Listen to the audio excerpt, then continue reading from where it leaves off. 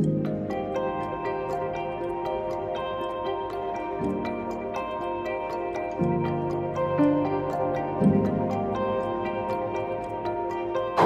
to PTG TV. This is Antonio Hicks, aka Escaping the Matrix. So let's talk about the Apple Vision Pro. I know you all have seen some of your favorite YouTubers out there already gave their review on it from actually having hands-on looking at the test models, but I want to talk about it from an actual engineering perspective, like from my perspective. So a lot of you aren't familiar with my channel or with who I am. Thank you all for coming in right now. Thank you all for tuning into this. But if you have not, and if you don't know anything about me, my background is network security. Like, I actually been working in network and IT for a little bit over 20 years now. So yeah, I am an old head. So, but for me, what I'm excited about when it comes to technology, so right now, my current field that I work in R&D with emerging 5G technology. So part of the project I work on is something called MAEC computing, or it's multi-access edge computing. And basically, the short and skinny of it is that you have an actual server on site to cut down on latency for any high data usage tasks or application that you want to have in-house stored at the location. So for somebody like me, this is actually exciting. It's what we actually been working on with the company I work with, and it will make for much better use of what we're trying to implement versus using some of the old like Meta headsets and things like that. So this thing comes packed with at least 12 cameras and up to 5 sensors on the cameras, which gives you that whole augmented reality, virtual reality thing, and it has a little dial on the side so it can actually get you more engrossed inside of the actual virtual reality versus augmented reality of it. So if you look at it from that perspective, it has more functionality for things that you would like to see take place for future applications of, like I said, what we're trying to do. And I'm gonna get on what we're trying to do and what we implement in my company, but also how other people can use it. So is it for the average everyday person? Absolutely not, because you won't typically use all of it for what it is. And I get what some of the YouTubers were trying to explain when they were talking about the price, because this is very expensive. It's $3,500, but it's no different than what the AR headset that Microsoft has that they rolled out. That actually the government actually has a contract with them that they use it for. But for some functional key features with it, it actually would have been perfect during the pandemic, and the application that can be built with it really makes it an actual useful tool. So again, it's not for the average everyday person, but it can be for major corporations and for like business consumers, which I think why they geared it that way, which is why a lot of arguments, I think it was like John Berman, even he said like Tim didn't have it on and nobody else really having it on walking around the stage, because they realized that, it's an expensive piece of hardware, and they did put a lot of tech into it. Like, they have the Apple M2 chip loaded inside of there, along with, I think it's an R1 or R2 chip, and if I'm incorrect, of course I'll put it at the top part of the screen. But it is loaded with a ton of technology. But if you look at some of the things that it can be utilized for and how it actually would have been perfect during the whole pandemic, and y'all know when I say pandemic, you had to have been listening to my podcast to know what I'm talking about. If you have not, please tune in my podcast. I talk about politics, technology, and gaming, which is PTG TV. So, and the reason it's called PTG TV, for those that have not been here and you're new to this channel, I ran for office. I'm actively out working and doing canvassing stuff to get more people informed about local politics and politics in general. And of course, technology, because I work in technology. Like I said, I've been working in technology for 20 years in gaming. I'm a gaming nerd. But the whole premise behind PTG TV is to break stuff down in a way for people to understand, to give them that aha moment. Because what I found was that people don't really have a true grasp of what technology is and how it can be utilized within their day-to-day lives. Like, we walk around with smartphones, which is just a computer, and people only use it for text messaging, surfing social media, and taking pictures, which is why I never understood this whole Apple versus Android debate. I'm like, bro, you're not really using an Android device to it's 100% of usage. The same thing with the Apple device. You're using it for basic generic stuff. So, unless you're working in the tech field and you're using it to doing pen testing, and or you doing mods, which Apple can't do that, but you can with Android devices. But a lot of people nowadays aren't even modifying their device like people used to, because now they have so much things built into Android's their UI now to where it already comes baked into it. So anyway, back to the whole Apple Vision Pro. But yeah, so it can be used for a lot of industry needs. Like, put it to you like this. And I'm gonna get into why we would use it with my company and the project that I am working on. But let's say you're a real estate developer. Let's say you actually sell real estate, and you have a ton of properties that you're trying to kick over to somebody. And Apple, I'm trying to help you out with selling this. As opposed to taking those individuals out to driving them to multiple locations, you can actually put them there using a headset. You can have 2 headsets and have the display broadcast onto a screen.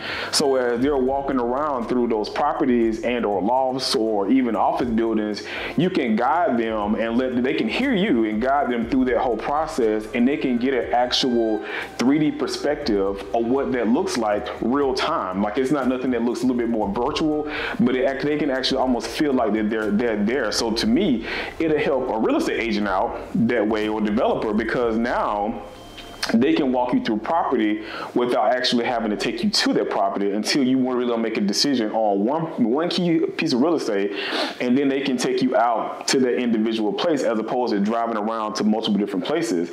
Now, let's just say that you're a developer. Let's say that you're the builder. You're the one contracted to actually go out to build these buildings and to do any form of landscaping or any of those things.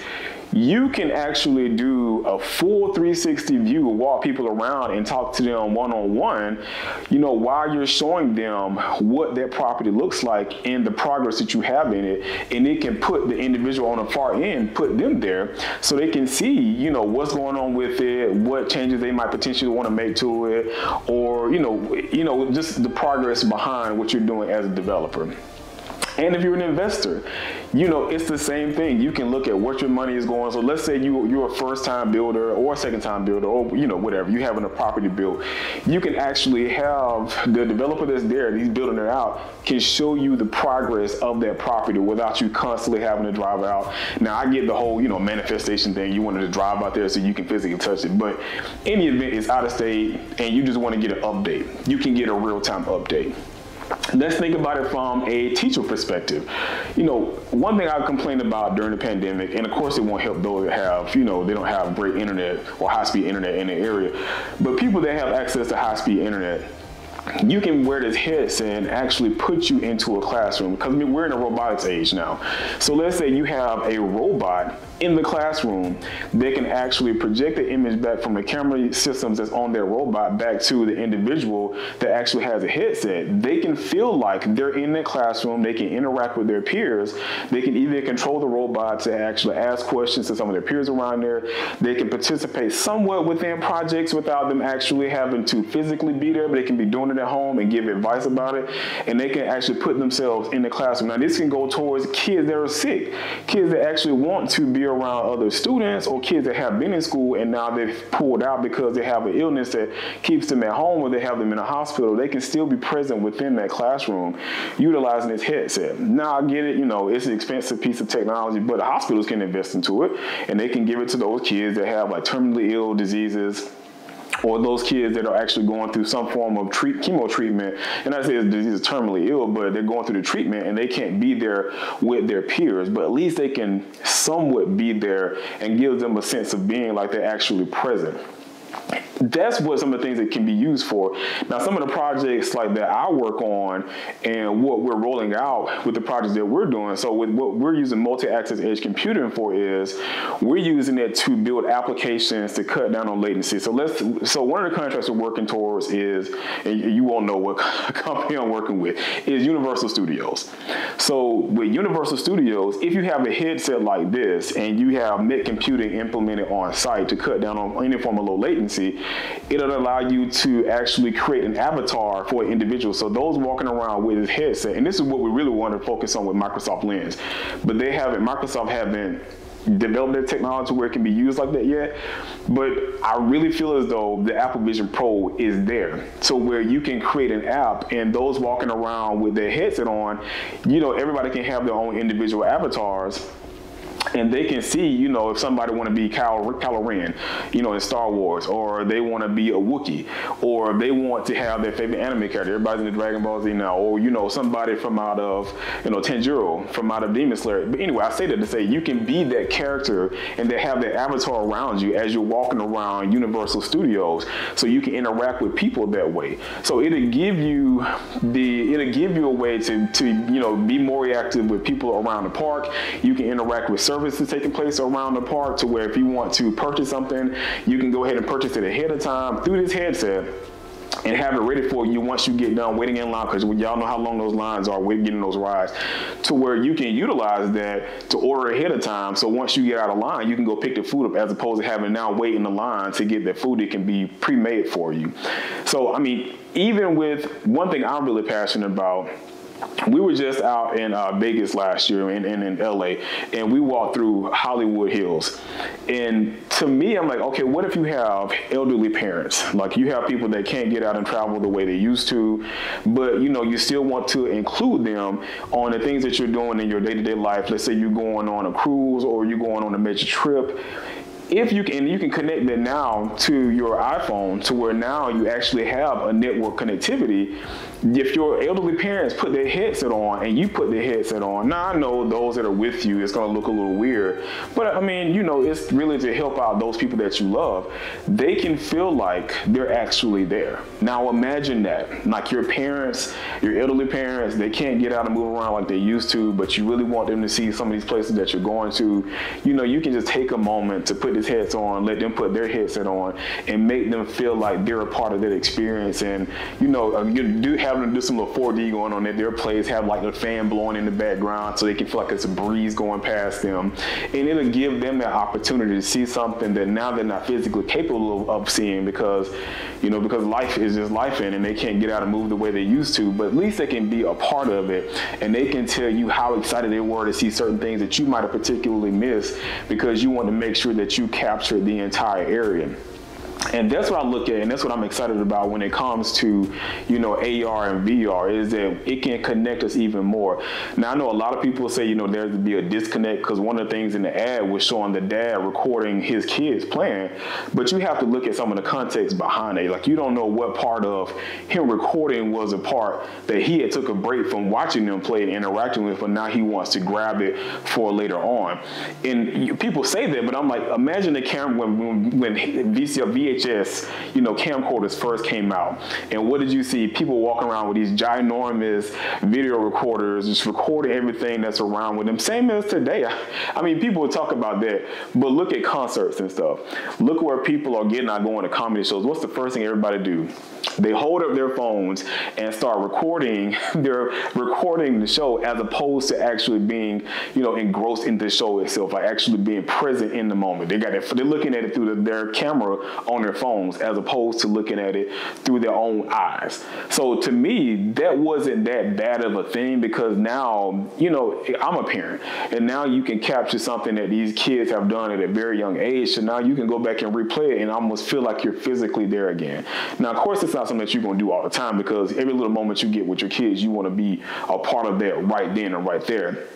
But still, little key things like that, you know, it's good when you think about it later on down the road, that you can go back and see how they used to play and see what they were like when they were little kids versus them being grown, you know, wherever you at in your life being a parent.